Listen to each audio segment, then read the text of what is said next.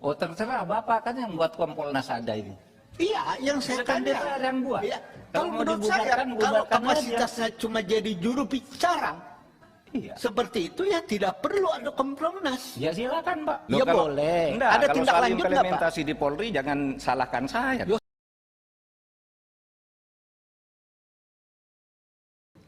Pak Mahfud, Ya. Kompolnas, Pak Mahfud sebagai Menko atau Ketua Kompolnas yang dalam hal ini bisa panggil Komnas HAM itu alasannya apa? Atau memang wewenang tugas Bapak bisa panggil Komnas HAM beserta Kompolnas untuk itu? Oh enggak, saya enggak pernah manggil, koordinasi aja seperti dikatakan oleh Pak Taufan, kita koordinasi terus gitu. Nah, saya enggak manggil, Khairul Anam itu telepon dulu, nah, lalu dia mau ketemu, menjelaskan. Saya kira kalau itunya enggak terlalu penting lah, kok koordinasi kita sudah berjalan terus. Koordinasi biasa? Koordinasi biasa, tukar informasi biasa, sering ke rumah juga, makan-makan kita, karena kita punya kepentingan tugas yang sama. Itu suatu kewajiban, Pak Khairul Anam. Komnas HAM dipanggil sama beliau suatu keharusan atau bentuk komunikasi saja atau gimana? Komunikasi, Pak. Itu. Ada pertanyaan loh, seorang Menko manggil Anda secara institusi, Anda disetujui sama komisioner lain enggak? Iya, misalnya kami yang sekarang paling intensif koordinasi adalah soal penyelesaian Papua. Koordinasi sama komisioner Anda yang lain enggak? Soal koordinasi. Itu urusan pribadi atau urusan institusi? Institusi, Pak. Koordinasi, ya, koordinasi. Soal misalnya tahapan kami penyelesaian Papua. Itu dilaporkan enggak ke internal Anda hasil pertemuan dengan Pak Mahfud? Iya, dilaporkan, Pak. Rame-rame mereka Pak, bukan sendiri. Ya, ini Saya kan tentang HAM berat juga sama. Sorry, Pak Mahfud dan Pak Khairul Anam.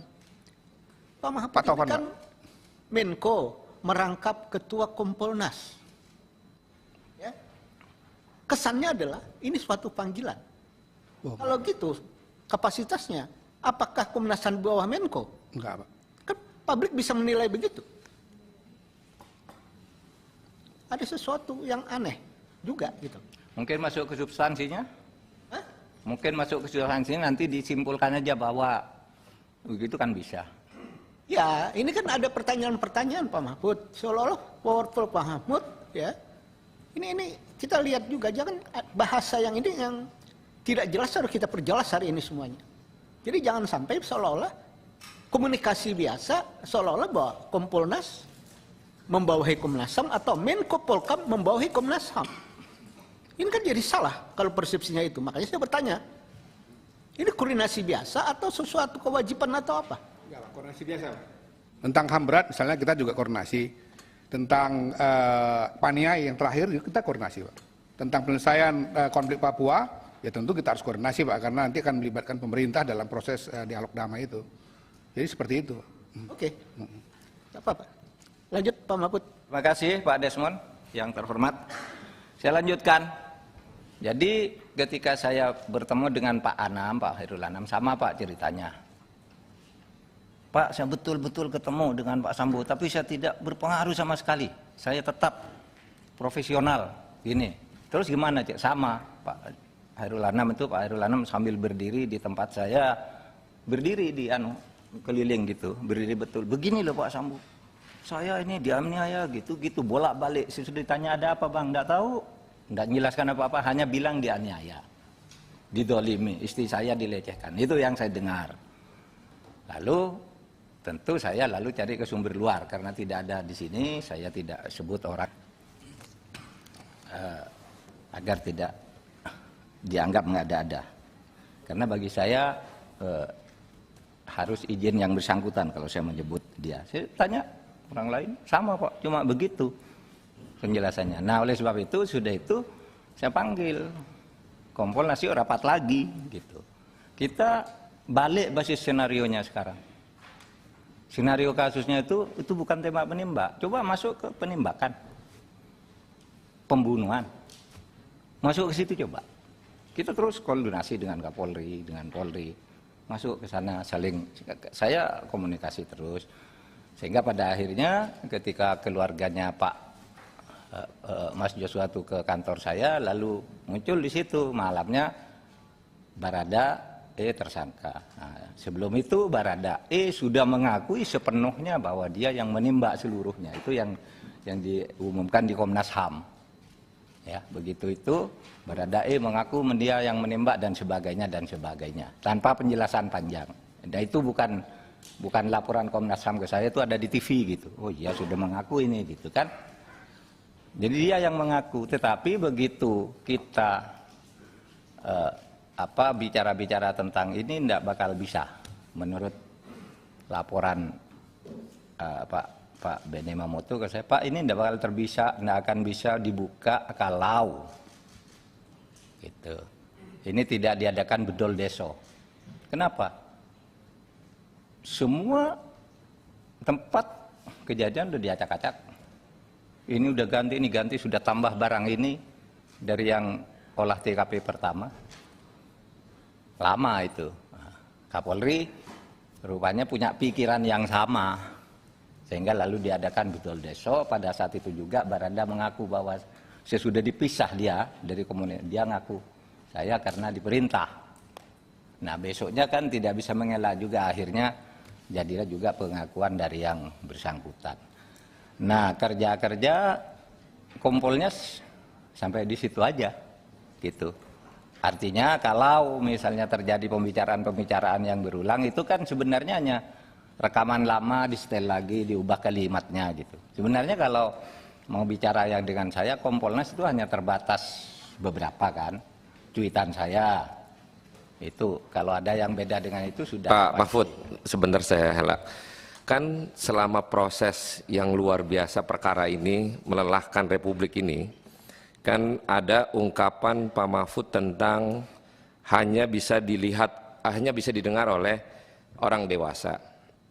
Tweet-tweet Pak Mahfud ini mengundang pertanyaan banyak orang, dan akhirnya keramaian ini terus menerus melelahkan. Kan nggak mungkin Republik ini hanya ngurusin kasus tersangka Ferdi Sambo. Maka itu kiranya Pak Mahfud untuk menyampaikan apa sih yang Pak Mahfud sampaikan tentang menjijikan lah, atau hanya orang dewasa lah yang mendengar informasi ini. Silakan Pak Mahfud. Saya mengatakan itu, jadi begini, ketika kita menyampaikan ke publik terima kasih kepada Kapolri sudah sama, sekarang bayinya sudah lahir, sudah selesai. Silakan kerja, Kompolnas sudah selesai sekarang untuk mengangkat bayi itu bersama-sama.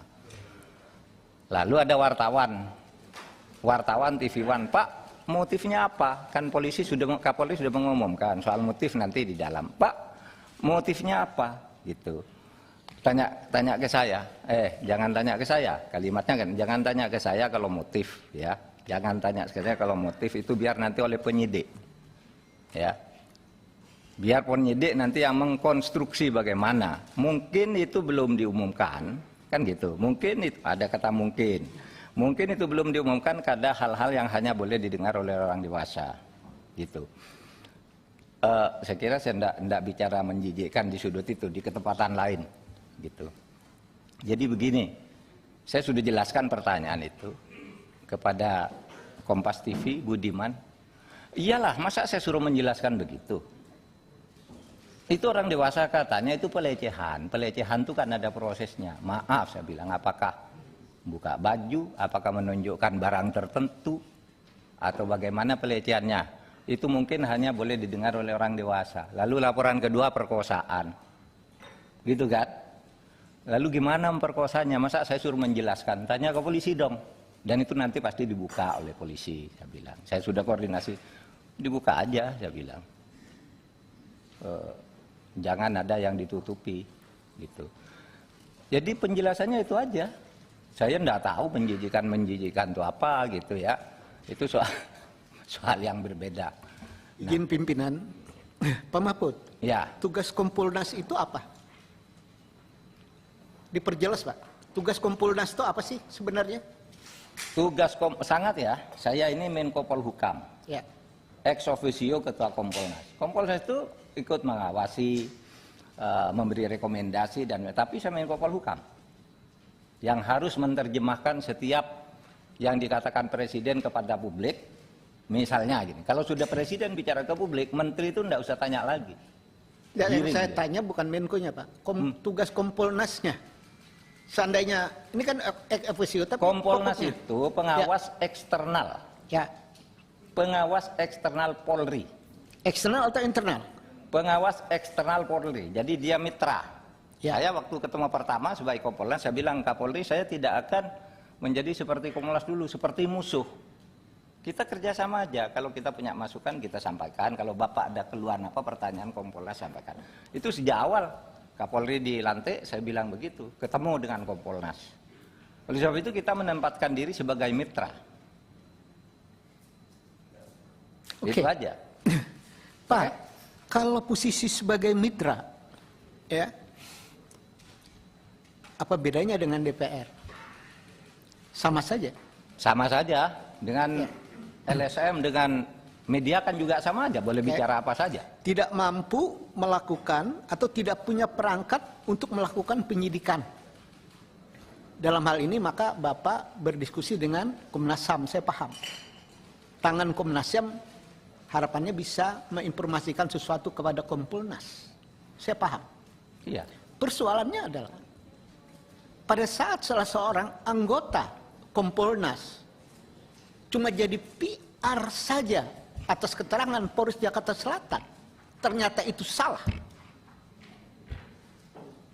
Ini kan luar biasa. Iya. Nah, luar biasa inilah dalam catatan sebenarnya Kompolnas ini perlu nggak? Oh terserah Bapak kan yang buat Kompolnas ada ini. Iya, yang saya Itu kan tanya. DPR yang buat. Iya, Kalau kalau mau menurut saya, dibubarkan, kalau bubarkan kapasitasnya cuma jadi juru bicara, Iya. seperti itu ya tidak perlu ada Kompolnas. Ya silakan Pak. Nanti disimpulkan aja habis rapat ini. Oh iya, Kompolnas nanti kita bubar, simpulkan. terserah aja.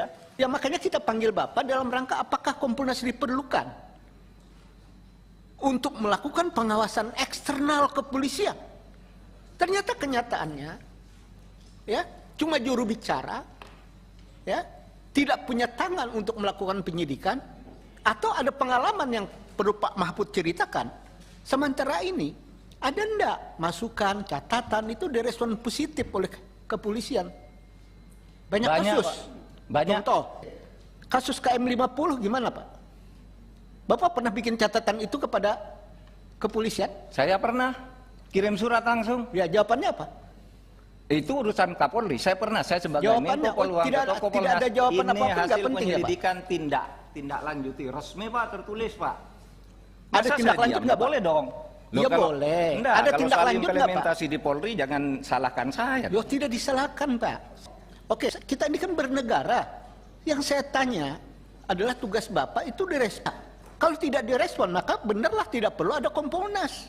Kalau direspon berarti ada Kompolnas. Polri semakin maju kan begitu Pak? Kita Ya, kan silakan. bernegara Pak. Silakan Bukan aja menang-menangan. dinilai, Pak. Jadi jangan menang-menangan Pak.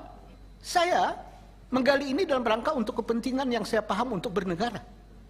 Kalau surat-surat Kompolnas tidak dilayani sama kepolisian, buat apa Kompolnas ada? Kan begitu Pak harusnya. Iya. Ini catatan saya nih. Pimpinan, terima kasih.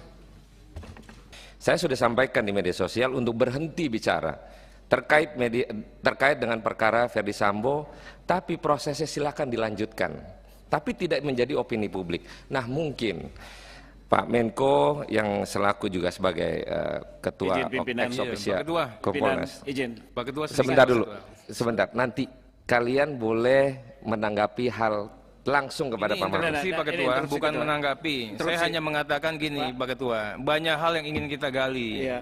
Kasih kesempatan dulu Kompolnas untuk menguraikan. Ya, ini makanya ini akan saya sampaikan terkait dengan apa yang menjadi pertanyaan kita semua. Ini kan jadi kita bertanya nih kepada Pak Mahfud terkait dengan tweetnya yang sebelumnya. Ada LPSK, ada Komnas HAM, teman-teman silakan tanya nanti. Ini terbuka. Cuman saya selaku pimpinan saat ini ingin menyampaikan Pak, bahwa Republik ini jangan menjadi isu nasional gara-gara tersangka Ferdi Sambo dan istrinya. Ya Bapak, terima kasih. Jadi memang sama.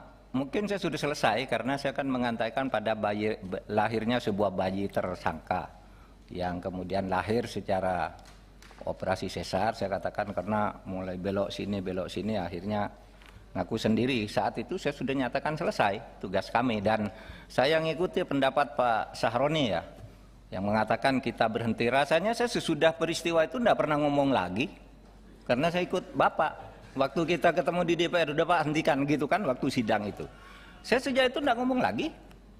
Waktu sidang paripurna itu, ini yang muncul setiap hari ini kan lama digunting ini, diganti judul, gunting ini. Seperti yang Pak Beni Mamuto di setel terus omongannya seakan-akan baru ngomong tadi malam, padahal itu yang dulu digunting-gunting. Nah itulah media sekarang. Kalau saya memang udah berhenti dan baru sekarang ngomong lagi karena diundang Bapak ke sini.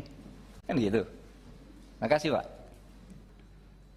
Pak Ketua Kompolnas, saya nggak mengerti apakah karena kedudukannya bisa mendapatkan informasi tentang penyidikan lebih dahulu, mengatakan telah mendapat bocoran soal motif. Tentu kita nggak ingin detail-detail, Pak. Tapi motif ini pertanyaan, Pak. Ini yang membuat orang spekulasi semua. Ribut se-Indonesia ini karena motif, Pak. Motif inilah yang dia bilang sempat tembak-menembak atau ditembak, pelecehan atau apa segala macam. Nah saya pikir Pak, ya tanggung Pak. Dibuka saja. Kalau memang Pak Ketua Kompolnas mendapatkan info ya soal motif mendapat bocoran tersebut. Jadi jangan justru ditambah bumbu. Ini apa namanya konsumsi orang dewasa dan lain sebagainya, bikin orang curious Pak. Betul nggak terjawab sampai sekarang. Tentu saya ini akan menanyakan ke Pak Kapolri nanti di hari Rabu, Pak Ketua Kompolnas. Nah lalu Pak Ketua Kompolnas, masih terkait masalah ini, saya juga mendapatkan informasi di media Pak Ketua Kompolnas mengatakan soal kerajaan Sambo. Dikatakan sangat berkuasa seperti Mabes dalam Mabes. Saya juga minta mohon didetailkan Pak, di luar konteks peristiwa pidana ini, ya, di luar konteks obstruction of justice yang sudah menjadi perkara. Seperti apa kelompok itu? Bagaimana kekuasaannya? Sewenang-wenangkah memindah orang, memecat orang, atau intervensi perkara? Nah itu minta tolong didetailkan. Dan apakah sebelum masalah pembunuhan ini mencuat, Kompolnas sudah ada informasi soal itu? Dan apa yang dilakukan Kompolnas selaku pengawas eksternal? Mungkin itu. Terima kasih. Terima kasih Pak Habibur Rahman. Soal motif itu saya tidak pernah bilang saya mendapat bocoran. Itu memang media massa kan begitu judulnya. Mahfud MD dapat bocoran, Sahroni dapat bocoran. Tidak ada itu bocoran. Itu ngomong biasa di TV itu lalu dipetik. Ini bocorannya. Padahal tidak ada kata. Nah, yang saya bilang Pak, soal motif saya tidak bisa menjelaskan. Kan di masyarakat sudah banyak. Ada misalnya kalau pelecehan seksual. Menurut itu kan macam-macam. Ada apa ya, yang sudah di koran ya, cinta segi sekian. Ada katanya perkosaan di Magelang. Nah, itu banyak sekali. Biar nanti polisi yang mengkonstruksi lah mana yang benar, mana yang tidak. Gitu aja. Saya tidak pernah mendapat bocoran tentang itu, bicara soal bocoran. Kemudian yang pertama itu apa tadi tak? Yang kedua soal motif, lalu yang ketiga soal gini. Kalau kerajaan Sambo itu, saya melihat dari apa yang saya katakan, psikostruktural atau psikohierarkis. Jadi ini masukan-masukan yang diterima oleh Kompolnas, oleh para senior Polri, mantan Kapolri dan sebagainya datang Pak, ini terlalu besar tuh kekuasaannya. Karena apa? Dia sebagai kepala Divpropam menguasai 3 bintang 1, tapi semua bintang 1 itu diperintah untuk menyelidiki oleh ini. Hasil penyelidikannya diteruskan enggak oleh ini gitu. Lalu nanti kalau sudah diselidiki, pemeriksaannya oleh ini, persetujuan ini. Apakah ini hukuman juga, ini juga yang menentukan. Sehingga itu ada usul resmi, dan itu nanti saya sampaikan secara resmi. Ya, nggak usah ribut-ribut. Ngubah undang-undang lah, bikin kementerian lah. Ini aja nih kuncinya untuk menghilangkan psikostrukturalnya itu. Sekarang dibuat seperti lembaga kekuasaan pemerintahan itu. Antara yang mengatur, yang memeriksa pelaksanaan dan yang menghukum itu dipisah aja gitu. Dan itu resmi Pak usul. Makanya itu yang saya katakan, yaitu terlalu banyak sehingga menjadi seperti kerajaan gitu. Ada apa mabes di dalam mabes, kalau anu tuh gitu ceritanya nih, kalau para orang-orang senior itu. Ini loh Pak, dia punya bintang 2, tapi sini 1, 1, 1, 3, berarti 5 dia gitu. Ilustrasinya ya, ilustrasinya. Dan itu yang terjadi kan, ke dalam kasus ini kan yang terjadi kan, tidak bisa dibuka kasus itu sebelum bintang-bintang itu diserahkan dari itu. Kalau enggak kan kita masih terpaku pada skenario tembak menembak.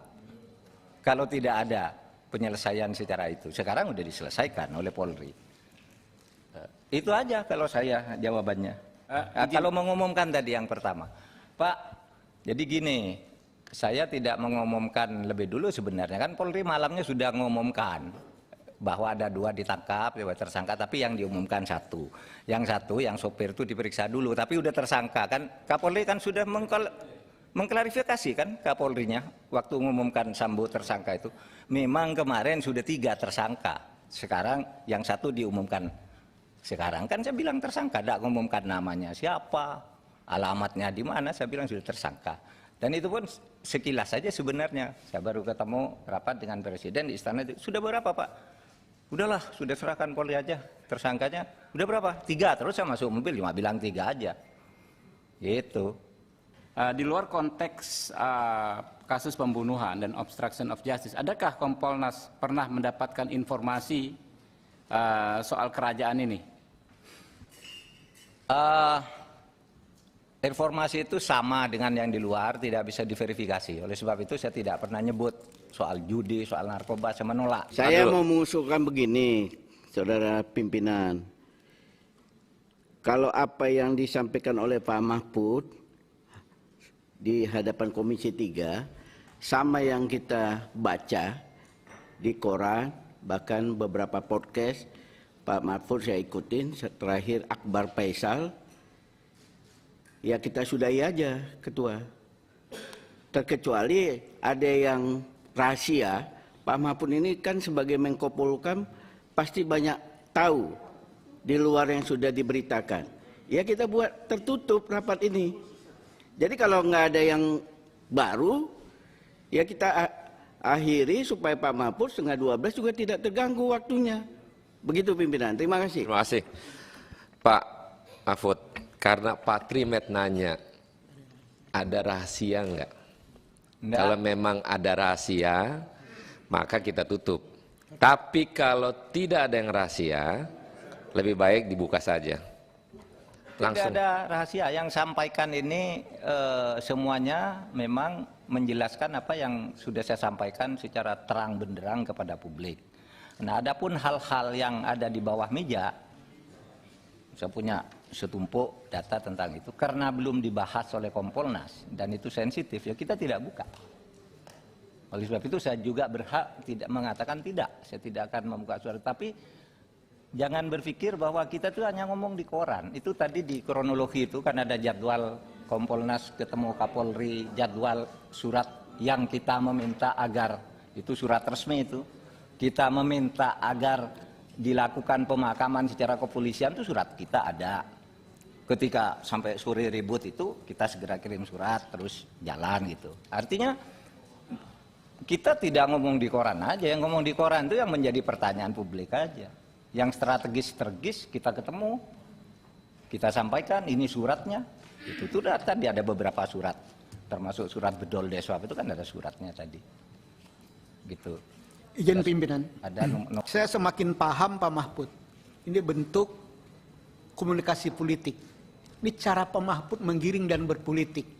Kalau istilah Pak Suding tadi, belum diumumkan Pak Mahfud menggiring dulu. Ini cara Pak Mahfud berpolitik di dalam pemerintahan kelihatan ini. Iya. Begitu Pak ya? Ya, waktu saya di MK juga begitu dulu. Kalau orang tidak bisa mengungkap, kalau gitu saya paham buka Pak. aja biar Ya. boleh mengiring. Jadi yang samar-samar daripada ditutup pihak yang mau Pak Mahfud mendahuluin gitu loh. Ini salah satu bentuk komunikasi yang positif sebagainya bagi warga. Luar biasa nih Pak Mahfud. Saya menganggap itu penting karena Ya. kadang-kala Kalau orang ini, tidak kalau betul muncul. ini Pak, saya apresiasi Bapak. Iya. Terima kasih Pak. Jangan lupa klik like, subscribe, share, dan tekan gambar lonceng untuk menambah semangat saya dalam berkreasi. Terima kasih.